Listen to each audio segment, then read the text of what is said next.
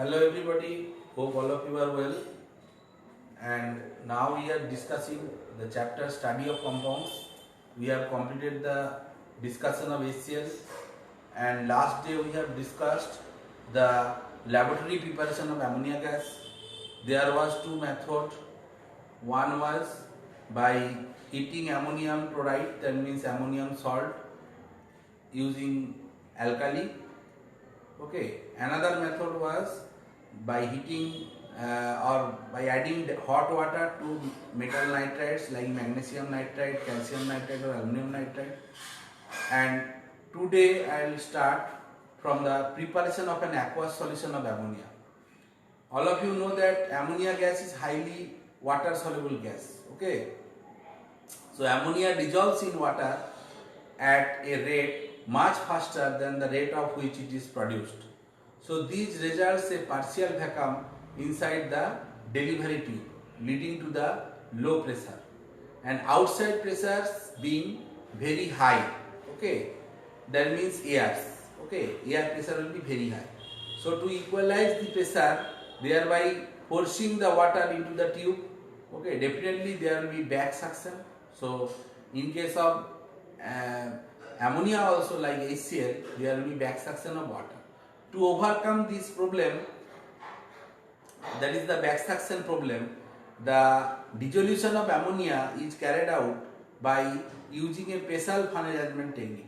Already I have discussed during the preparation of hydrochloric acid from HCl gas. Okay, so what was the technique? We have to take from here. This is the delivery tube of ammonia. So the end of the tube we have to set one funnel.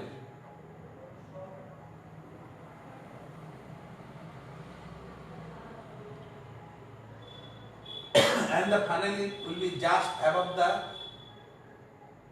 surface of the water.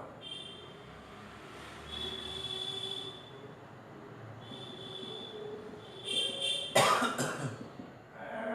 is the surface of the water.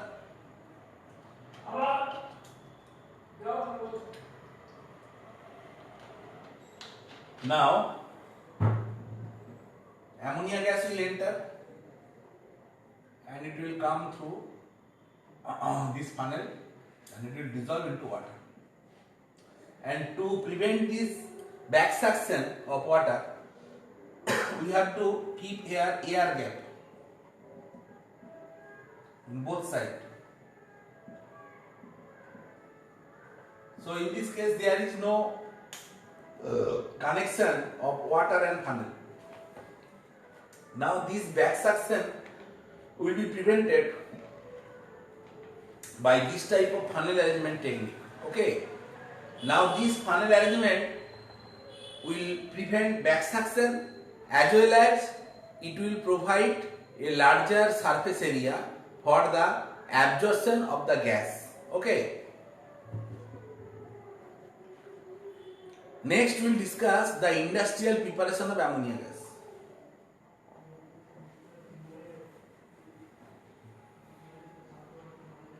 Industrial preparation means large scale preparation. Industrial preparation of ammonia gas. So industrial preparation means large scale. So ammonia is produced on an industrial scale, okay, by the Haber-Bosch process. Okay, actually it was developed by Haber in the year of 1908. Later it was modified by Bosch and jointly it was told or named as Haber-Bosch process or Bosch-Haber process. Now what are the raw materials? Raw materials are nitrogen and hydrogen. Raw materials are nitrogen and hydrogen. Now from where we will collect nitrogen gas? Nitrogen gas obtained from air. You know that in air there is more than 70% nitrogen. So if you liquefy air by fractional distillation, you will get the nitrogen. And hydrogen can be obtained from the natural gas by reaction with steam or by electrolysis of water or by Bosch process, the preparation of hydrogen gas, we can prepare hydrogen gas. Now what is the reaction? Reaction is nitrogen gas is reacting with hydrogen gas, forming the ammonia gas. Now you have to balance this equation. Here you have to put 2 and here you have to put 3.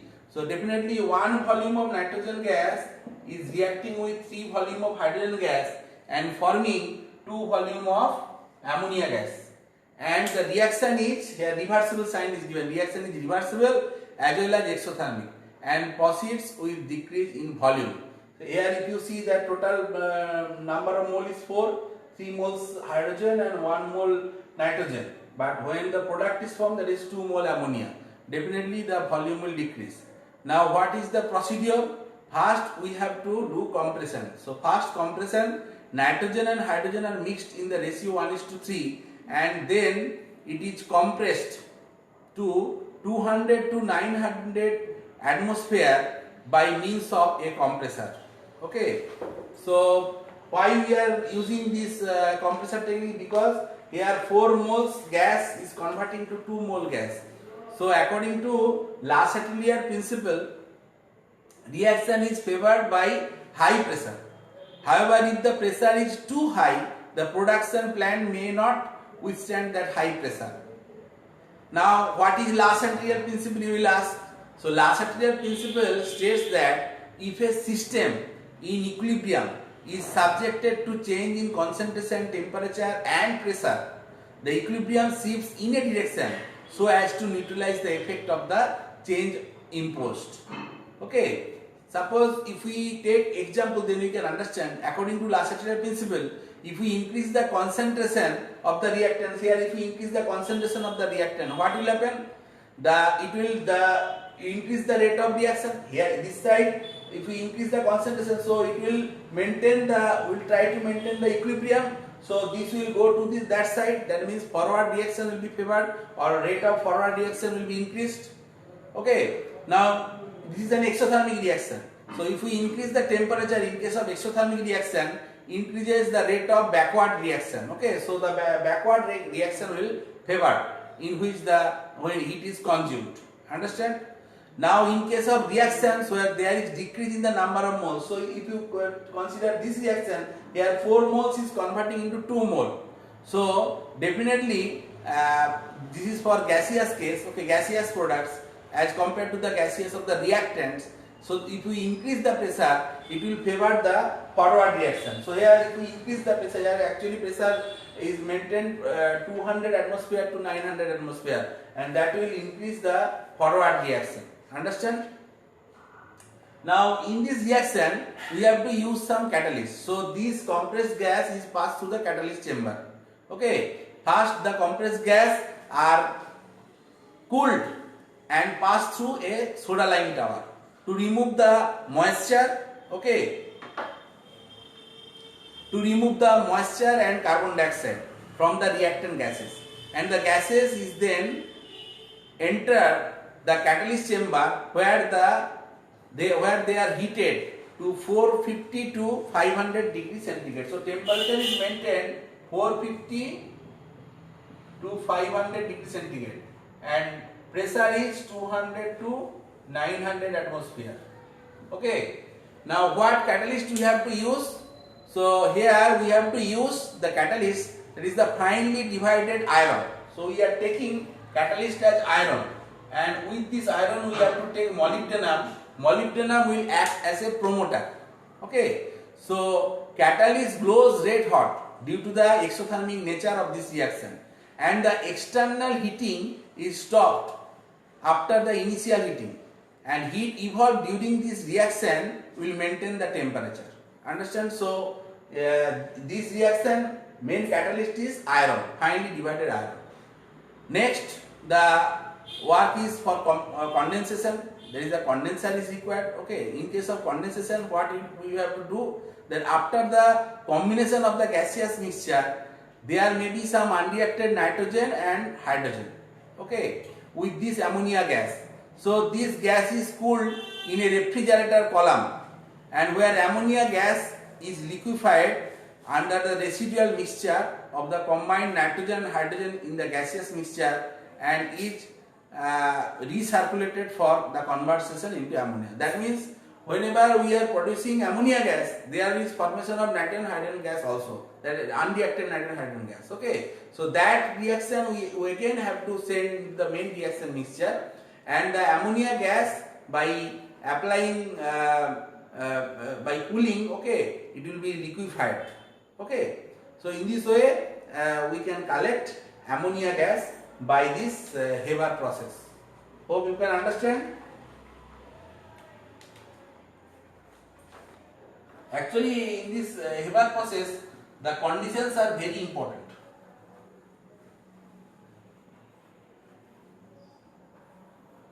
That means what is the temperature, what is the pressure, okay, which catalyst is used, okay, that you have to learn properly. Next, we will discuss the physical properties of ammonia gas. Now, ammonia gas is a colorless gas and with a strong pungent irritating odor. It has slightly alkaline taste, okay, and it is lighter than air.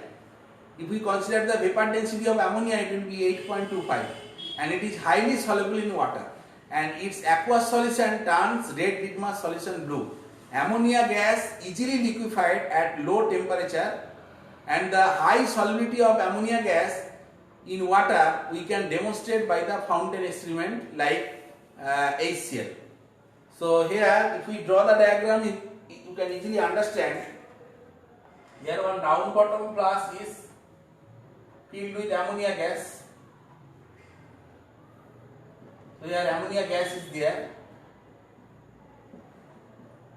and we have to set it through a stand.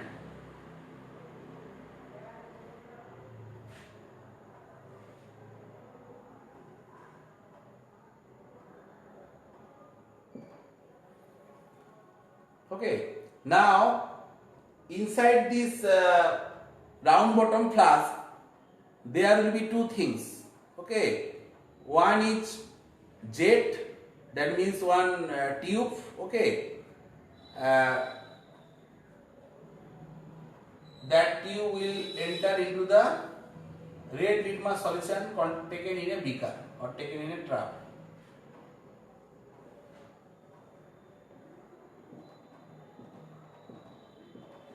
Is the red litmus solution,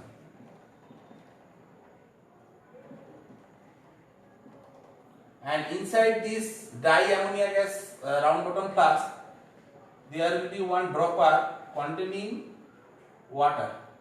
So inside the dropper there is water. Okay, so this dry round bottom flask is filled with ammonia gas, and mouth of the flask has rubber stopper. The rubber stopper is there with two holes. Okay, in one hole there is the jet tube. Okay, and in another there will be dropper containing water. Now red litmus solution is placed at the below in a container. Okay, now what we have to do? First we have to push this dropper. Then what will happen? The water will enter into this flask. You know that ammonia gas is highly soluble in water. So ammonia gas present in this round bottom flask, okay, dissolves in water, and due to its high solubility, there will be creating a partial vacuum, okay, inside the flask, and the outside pressure is higher. Here the outside pressure is higher. Okay, so it pushes the red litmus solution up through this jet, and what will happen when it will contact with this ammonia gas? Then this red litmus solution will turn into a blue sour, blue color sour. That means, or blue color fountain. As it is fountain experiment, you write blue color fountain. So that means red litmus solution is converting into the blue litmus solution. Now what will be the inference of this fountain experiment? The inference is that ammonia gas is highly soluble in water and it is basic in nature.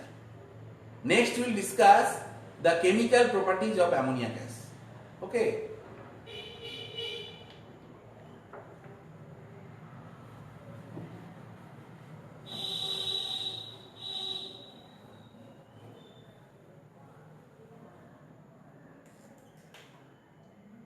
Chemical properties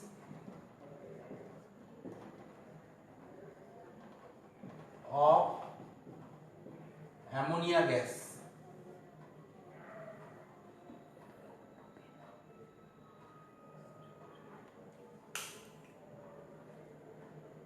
Ammonia gas is neither combustible or nor a supporter of combustion.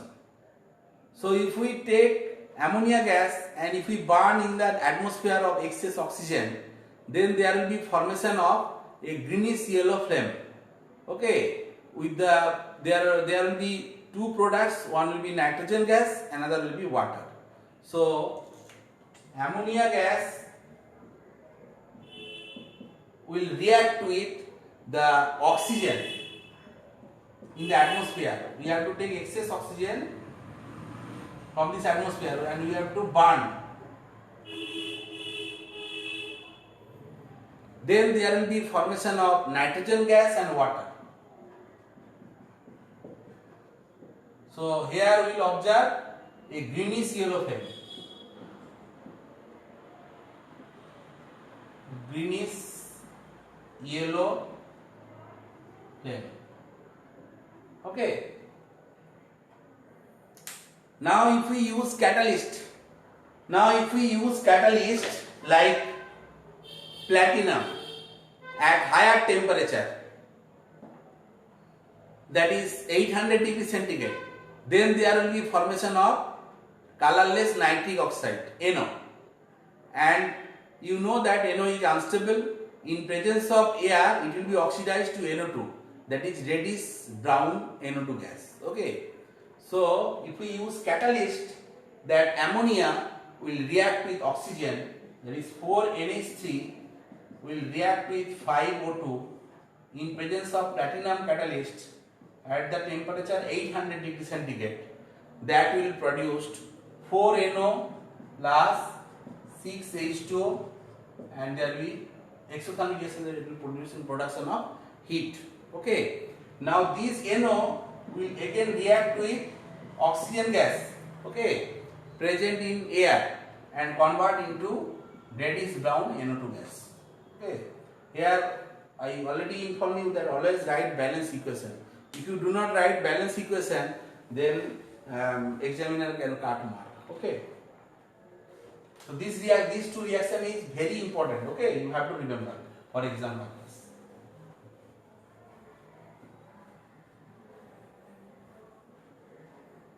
And during reaction, chemical reaction, there will be some observation.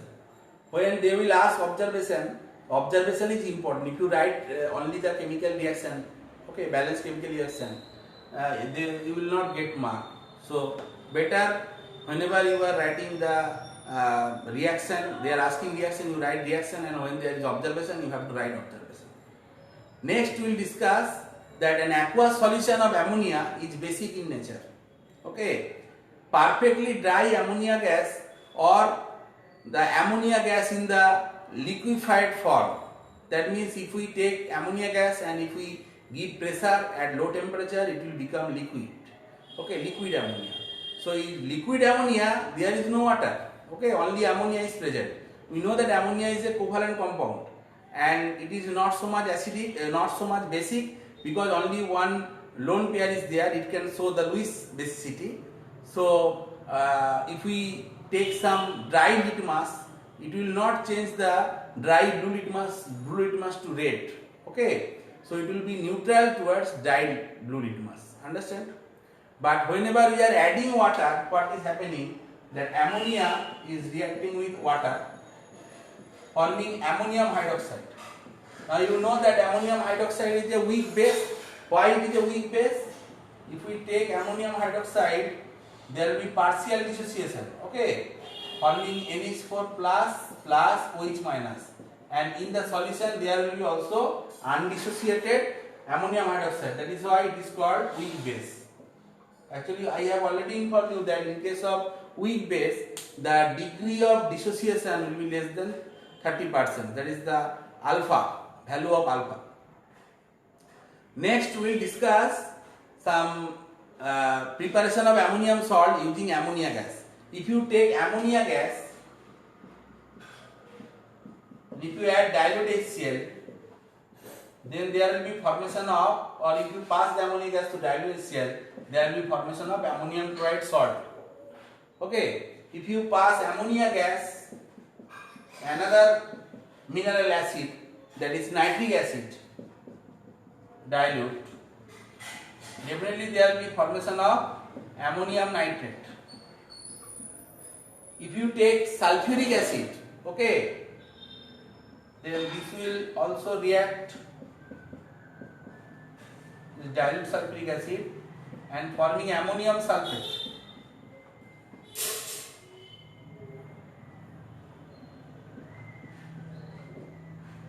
In this way we can prepare the ammonium salt. But if we take the aqueous solution, if we pass the ammonia gas through water, definitely there will be formation of ammonium hydroxide. And if we take ammonium hydroxide and if we add this dilute acid, then we will get the corresponding ammonium salt and water. Okay, suppose if we take ammonium hydroxide aqueous and if we add the dilute HCl, that will form NH4Cl plus H2. In the same way, when we take ammonium hydroxide aqueous solution with nitric acid dilute, there will be formation of ammonium nitrate plus H2. And if we take sulfuric acid, so twice NH4OH, because sulfuric acid is a dibasic acid, will react with the H2 support dilute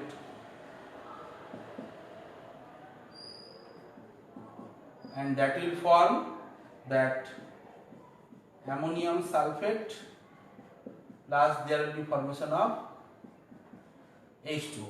Okay. So in this way ammonia gas and its aqueous solution will react with the dilute acid forming salt and water. So today up to this, and next day we will discuss more about this chemical properties of ammonia. So thank you.